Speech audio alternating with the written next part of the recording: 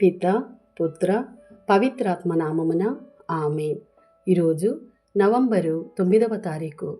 యోహాను సువార్త 2వ అధ్యాయము 13వ వచనము నుండి 22వ వచనం వరకు.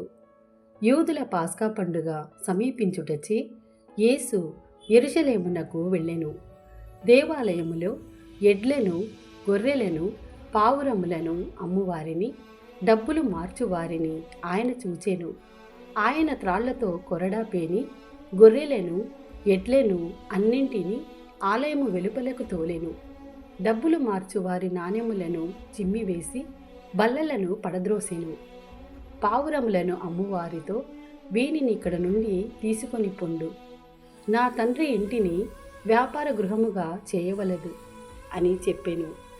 నీ గృహమునందు నాకు గల ఆసక్తి నన్ను దహించును అని లేఖనమునందలి వాక్యము శిష్యులకు అప్పుడు తలపునకు వచ్చెను. యూదులు అప్పుడు ఆయనతో, నీవు ఈ కార్యములు చేయుటకు మాకెట్టి గురుతు చూపెదవు అని ప్రశ్నించిరి.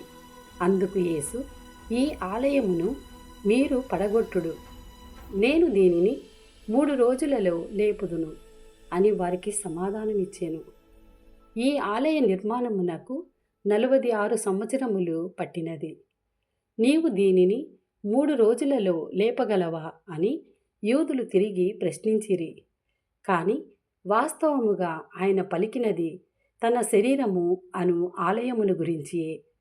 ఆయన మృతులలో నుండి లేచిన పిదప ఈ మాటలు శిష్యులు జ్ఞప్తికి తెచ్చుకొనిరి. వారు లేఖనమును, యేసు చెప్పిన మాటను విశ్వసించిరి. ఇది ప్రభుని వాక్కు. సర్వేశ్వరునికి వందనములు.